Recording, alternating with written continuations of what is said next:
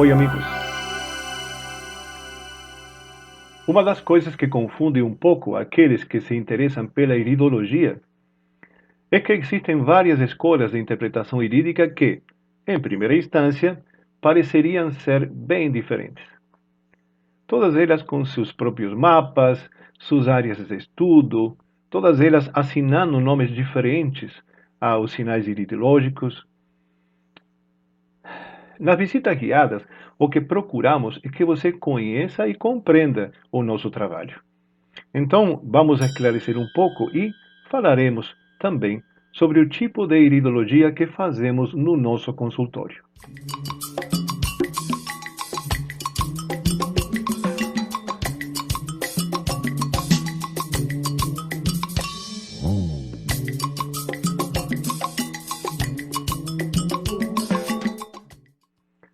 Para começar, eu, Daniel de la Valle, me formei no primeiro curso profissionalizante para iridólogos que se realizou em Uruguai, na minha terra natal. A iridologia que aprendi foi a da escola francesa de André Roux.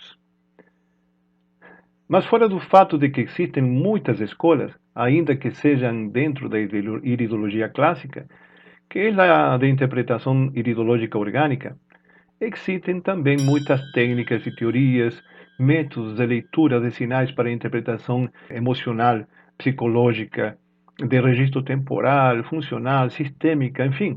Há uma grande quantidade de escolas, e todas elas com características e sabedorias próprias. Além da diversidade de escolas, cada uma delas dá nomes e assina características diferentes aos sinais iridológicos, e isso confunde. Existem também os diversos pontos de vista da nossa ciência: a visão orgânica, a visão biomédica, a holística, a iridologia psicológica e espiritual, e muitas mais. Ultimamente surgiu, ainda que em desenvolvimento, a iridologia sistêmica familiar. Como não haver confusões? Até porque cada um dos iridólogos, independentemente da escola a que pertençam, terá sua própria visão da vida, seu método de observação, além de sua própria filosofia e de sua própria verdade. E na hora de ver as íris, então? Tanta informação em um círculo de apenas 1,3 centímetros de diâmetro. Tantas combinações de cor, tantas combinações de sinais topográficas, de sinais agudas ou crônicas, ou de tensão. Bem, existem algumas escolas bem diferenciadas na iridologia e todas geram aportes imensuráveis para a hoje denominada ciência iridológica. A escola norte-americana, por exemplo, de Bernard Jensen, é uma das mais conhecidas. Também se lhe conhece como iridologia moderna.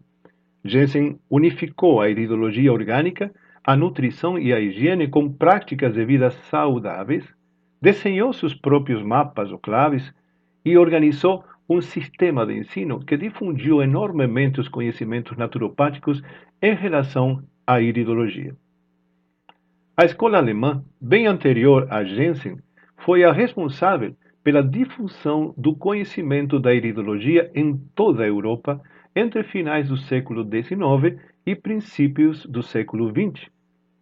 Apesar de que a retomada da iridologia, historicamente falando, acontece a partir do Dr. Ignaz von Pexely, húngaro, e de Nils Liljeqvist, sueco, foram os alemães que organizaram os conhecimentos e implementaram a difusão dessa técnica. Um dos maiores aportes foi a classificação das íris em constituições segundo a cor dos olhos. O método Rajid, apesar de não ser um método iridológico, trouxe para a iridologia um olhar que abriu portas gigantescas para muitos pesquisadores, sendo que numa leitura diferente dos mesmos sinais, conseguiu revelar comportamentos, personalidades, medos, o trauma, polaridade cerebral e a direção da energia em extroversão e em introversão, dentre outras coisas. Mas, como mencionamos no vídeo 19, Iridologia e Método Rajid, da série de visitas guiadas, o método Rajid de Danny Johnson não é um método iridológico, ainda que a iridologia tenha se apropriado dele. A iridologia de reflexo múltiple, contemporânea, nos ensina a ver e interpretar de forma diferente os sinais irídicos, partindo da base de que existe uma sobreposição de mapas de interpretação que até agora não se teve em conta. Para esta teoria, uma, duas ou mais partes ou funções do nosso corpo podem se manifestar na mesma área da íris. Outro ponto de vista da iridologia é a microsemiótica oftálmica, resultado dos estudos de Clodoaldo Pacheco, também denominada iridologia contemporânea, e que possui seu próprio método de tratamento e que se relaciona com os estudos de grandes iridólogos italianos e em um estudo aprofundado da estrutura chamada OPI, a orla pupilar interna. A microsemiótica oftálmica estuda o ser humano física, emocional e espiritualmente. Uma das últimas formas que surgiram de leitura irídica é a iridologia sistêmica familiar, que incorporamos já faz uns 2 anos a nosso trabalho avaliativo.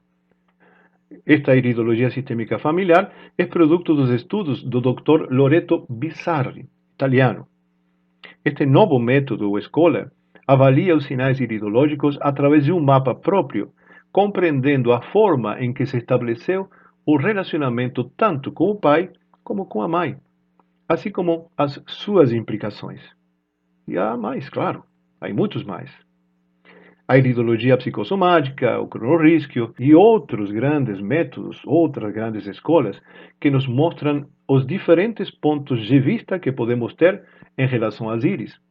E todas elas nos trazendo generosa e importantíssima informação, tanto como para traçar programas terapêuticos, como para contribuir com o crescimento pessoal.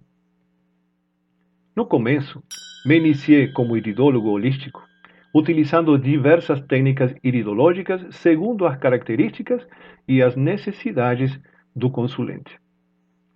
Mas, após de mais de 30 anos de bisbilhotar as íris dos meus clientes, aprendi uma nova forma de ver e de compreender a dinâmica das íris.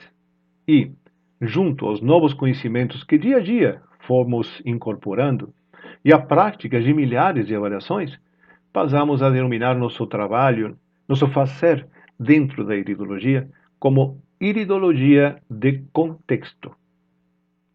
Na realidade, poderia continuar chamando-se de iridologia holística, mas a palavra contexto encaixa perfeitamente na minha visão sistêmica, assim como na nova biologia e na nova medicina germânica.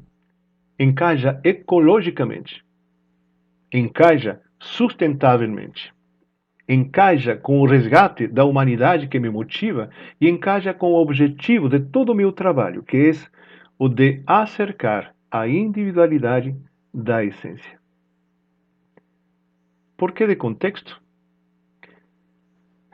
Porque tudo é relativo, porque nada é estático nem definitivo, pelas próprias características de um processo terapêutico que possui causação circular e que depende, por isso, do meio e dos diversos atores para definir a sua direção, a sua velocidade e seu verdadeiro alcance.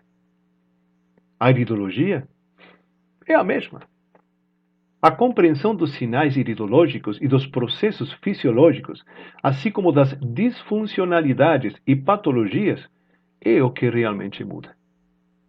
Pois tudo se relaciona com o contexto, com as circunstâncias da vida do indivíduo, suas decisões e, em definitiva, com o contexto que sua autonomia sistêmica lhe permita.